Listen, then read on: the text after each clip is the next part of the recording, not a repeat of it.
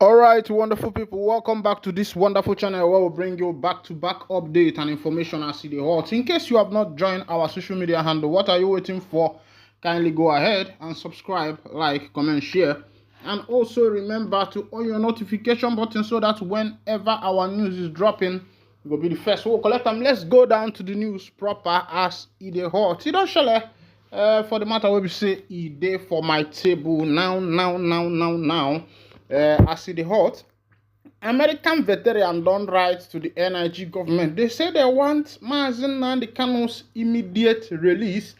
They say if that one no happen, at that time the government go see their true color. They say if Nnamdi Kanu is not released, that the government actually is going to see their real color, and they are going to tell the NIG government the stuff that they are made of. And that one is just dropping for my table. I say, so people are still concerned about this our brother, what do they call Nnamdi Kanu Ohanezendigbo, one of Ndigbo. Agui Ironsi Wakike Odogwana Manzunaya. Let's go down to the full detail of the information, make you hear as American veterans. American military veterans of Igbo descent, the para. The American military veterans of Igbo descent have called for the prompt release of Nnamdi Kanu, the leader of the indigenous people of Biafra.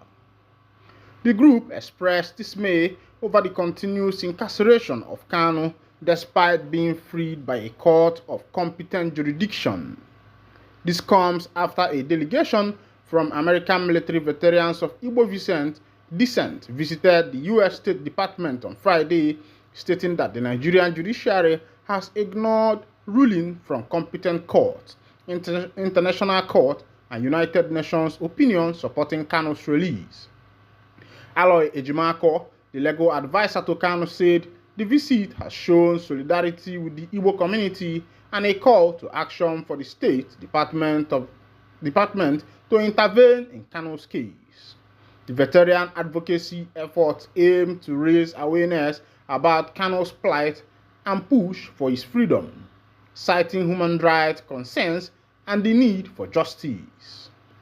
My people, I don't see as that one they happen. This one is coming from American military veterans who has shown their concern about their brother Nnamdi Kanu.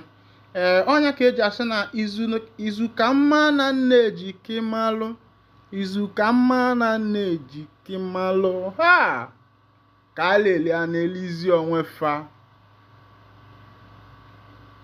Izu ka mma na nneji kimalụ. Izu ka mma na nneji kimalụ. Ha!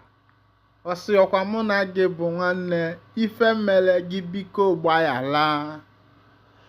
That is to say that had it been that Nigeria is of one tribe, I'm telling you, by now, Nnamdi Kanu could have been released.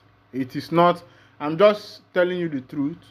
Had it been that Nigeria is one tribe or made up of only Igbos, by now, Kanu could have been released.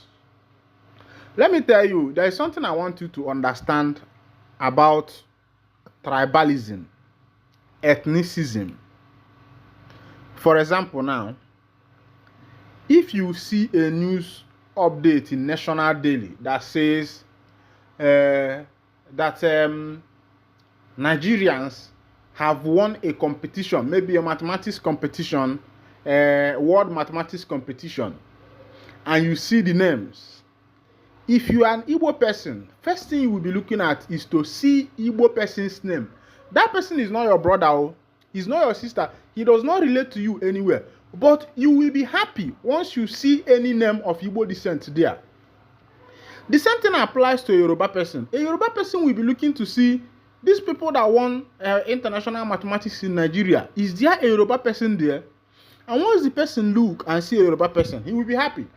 Hausa man will still read the same news. The first thing Hausa man will observe is to see if an Hausa man's name is there. A middle belt man will also do same. The south man will also do same. It does not necessarily mean that that person is his direct brother or someone even anywhere close to him, but just to hear that that person is of Igbo descent or of Hausa descent because he is from Hausa, or Yoruba descent because he is from Yoruba. Another example I will give you is the issue of Nigeria's national team, like Super Eagles team. Anytime Super Eagles are playing, maybe an AFCON, friendly match, World Cup, or anything, what every tribe in Nigeria will be looking at is to see a man of their tribe in that particular football. If there are many of Hausa people, you see Igbo people grumbling.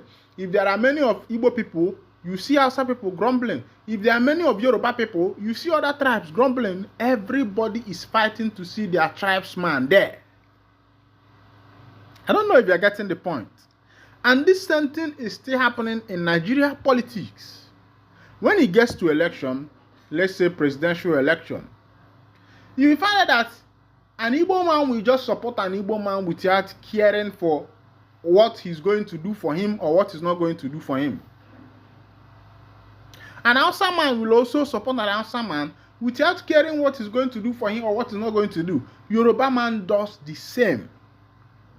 Now, if you watch during the time of Muhammadu Buhari, during his tenure, you will find out that most of the people that are in the top positions are Hausas, Fulanis.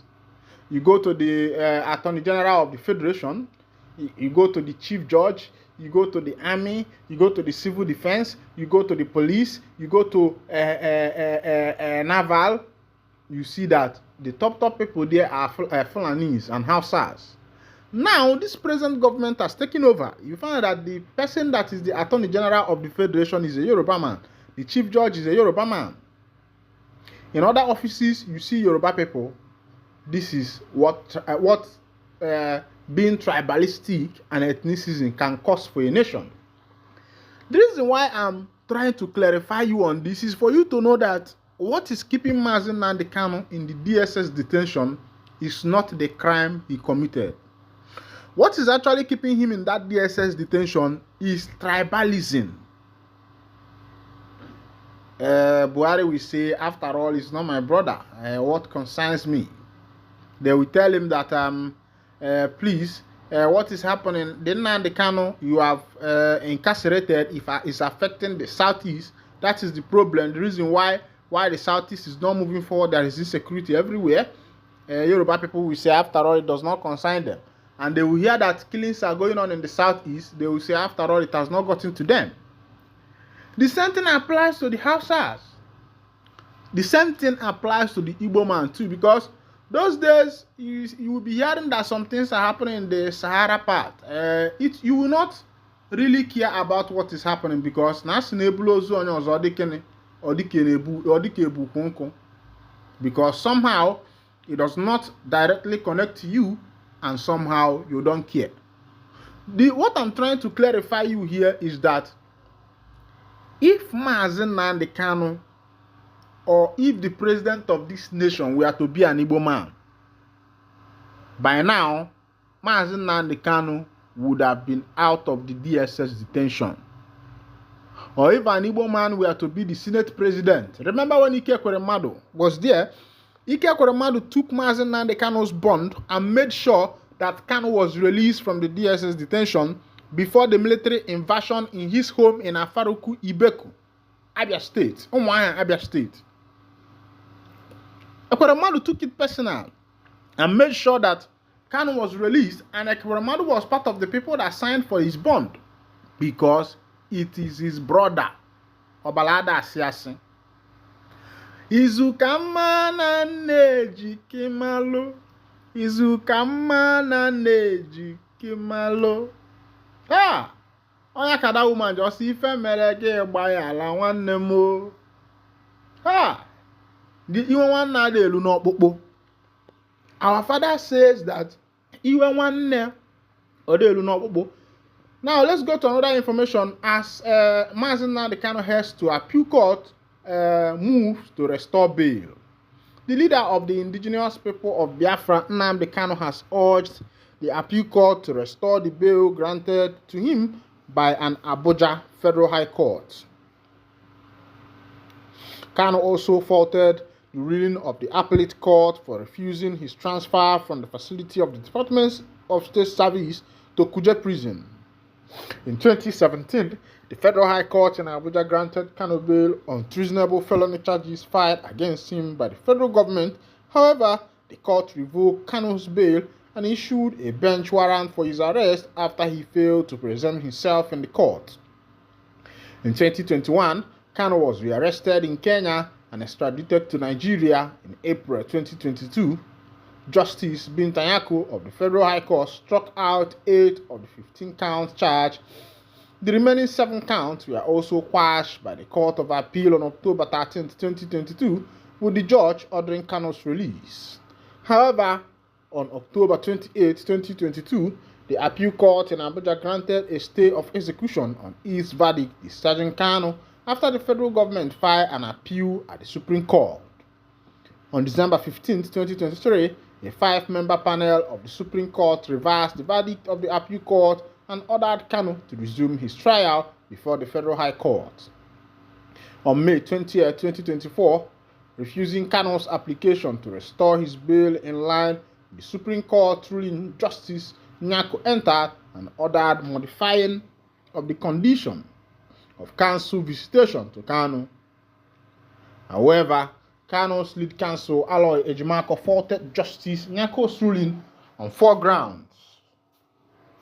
The notice by Ejimako sent to Daily Post reads, "Take notice that the appellant being dissatisfied with the ruling of the Federal High Court, Abuja Division, Koran,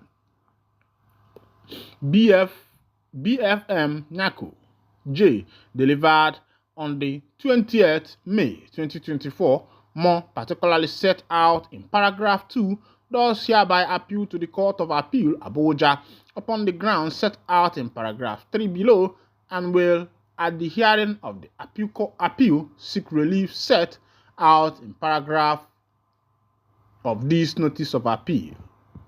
The part of the decision ruling relating to the refusal of the trial court to transfer remand the appellant to a safe place of custody." My people, I don't see as that matter they happen. This one issue will be say concern Mazen and the Kana here.